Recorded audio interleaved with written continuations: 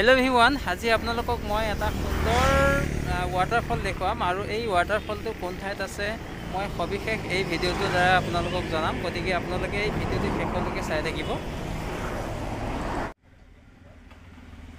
আৰু মই উপস্থিত এতিয়া হৈছোঁ ৩৭ নং ৰাষ্ট্ৰীয় ঘাইপথ আৰু মোৰ পাছফালে যিটো ৰ'দ দেখিছে, এই ৰ'দটোৱেদি আমি গৈ আছোঁ এই নিজৰা পাৰ্কলৈ গৈ আছোঁ। আশা কৰোঁ আপোনালোকে মোৰ এই ভিডিঅ'টো শেষলৈকে চাই থাকিব। এটি সুন্দৰ পৰিৱেশৰ ছবি আপোনালোকৰ মাজলৈ আগবঢ়াইছোঁ। গতিকে বলক আমি একেলগে যাওঁ সেই ৱাটাৰফল নিজৰাটোলৈ।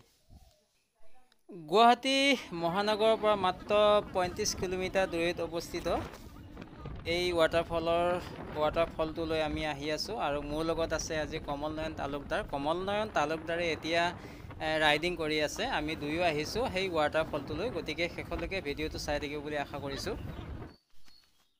আৰু ফাইনেলি আহি পাইছোঁ আমি দুয়ো সেই ৱাটাৰফলটোলৈ। আচলতে এই ৱাটাৰফলটোৰ ইয়াত যে আছে ইমান ধুনীয়া পৰিৱেশ এটাৰ মাজত, গতিকে এই কথাটো বহুত কম সংখ্যক লোকেহে জানে। গতিকে আপোনালোকক দেখাইছোঁ এই ৱাটাৰফলৰ সবিশেষ পৰিৱেশ। আৰু যিহেতু এতিয়া বাৰিষাৰ বতৰ, গতিকে বাৰিষা বতৰৰ বাবে ধাৰাসাৰ বৰষুণৰ বাবে ইয়াৰ এই পাহাৰৰ মাজত থকা যিটো ৱাটাৰফল চাৰিওফালে ঘাঁহ বন গছ গছনিয়ে ভৰপূৰ হৈ আছে। গতিকে ইয়াৰ যি পৰিৱেশ, সবিশেষ পৰিৱেশ আপোনালোকক দেখাইছোঁ। আৰু যিটো অনুমান কৰিবলৈ পাৰিছোঁ আমি ৪-৫ বছৰ পিছত হয়তো এই ৱাটাৰফলটো জনপ্ৰিয়তা হৈ যাব।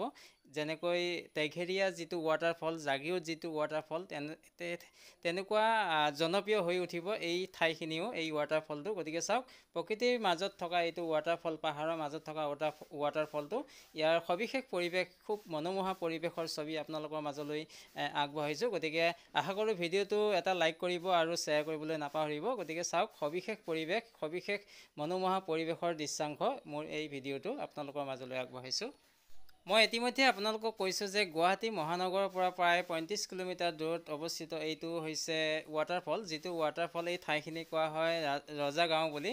গতিকে ৰজা গাঁৱৰ যি এই পাহাৰত অৱস্থিত এইটো সুন্দৰ এটা ৱাটাৰফল। আৰু ইয়াত যদিও এই কথাটো, ইয়াত যে এটা সুন্দৰ ৱাটাৰফল আছে বহুতো লোকে নাজানে। গতিকে লাহে লাহে জনাজাত হৈ যাব।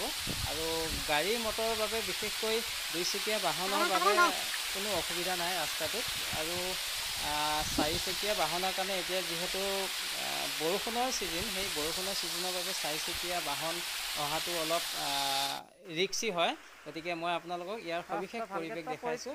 চাওক, সুন্দৰ পৰিৱেশ। আৰু এটা কথা আপোনালোকক ক'বলৈ বিচাৰিছোঁ যে ইয়াত যদি আহে আপোনালোকে, মই যেনেদৰে এই পাহাৰত এই ৱাটাৰফলত শিলৰ ওপৰৰ পৰা মই ওপৰলৈ গৈছিলোঁ, যদি আপোনালোকে আহে কেতিয়াও যাতে ওপৰলৈ নাযায়, কাৰণ ইয়াৰ ঠাইবোৰ খুব পিছল হৈ আছে আৰু যি গতিকে পৰি যাব পাৰে, পৰি গ'লে দুৰ্ঘটনা ঘটিব পাৰে। গতিকে সেইবাবে কৈছোঁ, আপোনালোকে যদি আহে এই ৱাটাৰফলত কেতিয়াও নাযাব। মই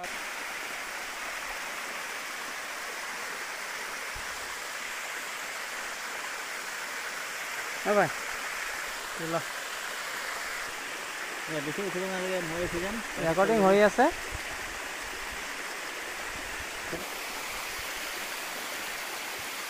পিছল আছে নেকি?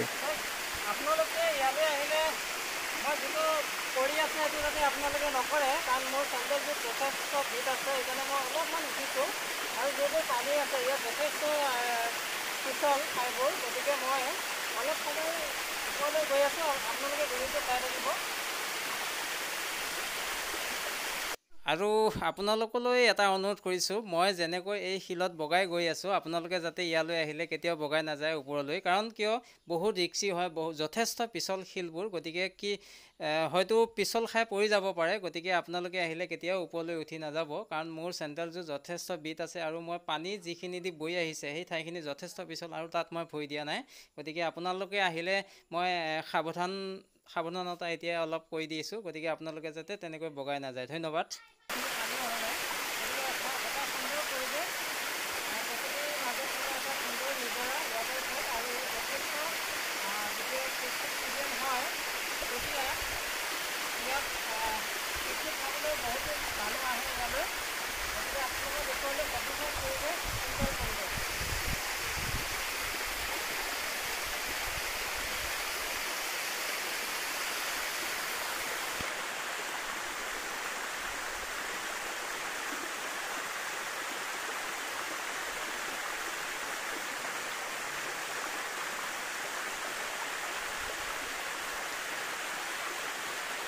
কি আছে ওপৰত?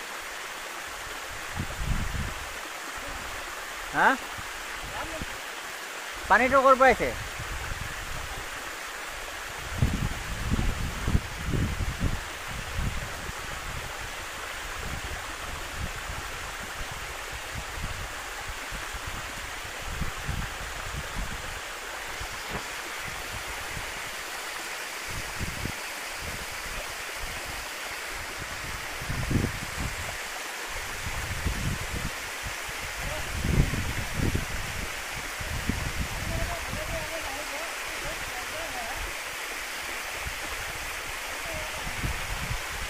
কি আছে?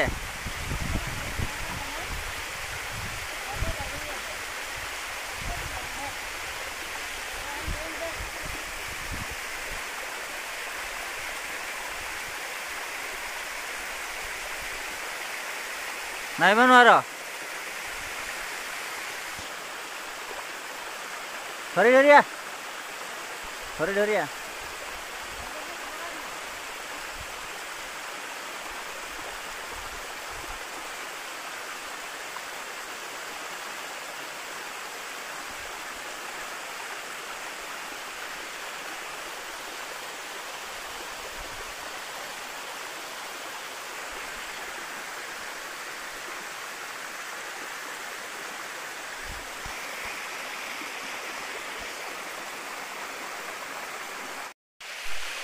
তো ভিডিঅ'টো আজিলৈ ইমানতে শেষ কৰিবলৈ ওলাইছোঁ। আৰু আপোনালোকে যদি আহিম বুলি ভাবিছে তেতেলীয়া সৰু গাঁৱত থকা এই ৱাটাৰফলটোলৈ আহিব পাৰে। সুন্দৰ পৰিৱেশ, আৰু ইয়াত দেখিছে এই ৱাটাৰফলৰ পানীবোৰ ইমানেই ধুনীয়া চেঁচা, বৰফৰ দৰে চেঁচা হৈ আছে। আপোনালোকে ইয়াতে যদি ভাবিছে গা ধুম বুলি, স্নান কৰিম বুলি, আপোনালোকে বঢ়িয়াকৈ গা ধুব পাৰিব। আৰু ইয়াতে আমি যিহেতু আহিছিলোঁ টেম্পু পেকেটবিলাক দেখা পাইছোঁ, খালী পেকেট, গতিকে হয়তো ইয়াতে ধুনীয়াকৈ গা ধুব পাৰে। গতিকে আমি গামোচা নানিলোঁ আৰু আমিও বন্ধুৰ লগত ইয়াতে গা ধুলোঁ হয়, কাৰণ অত্যন্ত গৰম পৰিছে এতিয়া। গতিকে যে নহওক, নেক্সট বাৰলৈ আহিলে গৰমৰ দিনত যদি আহোঁ গা ধুই দিম। গতিকে আজিলৈ ইমানতে সামৰণি মাৰিছোঁ ভিডিঅ'টো।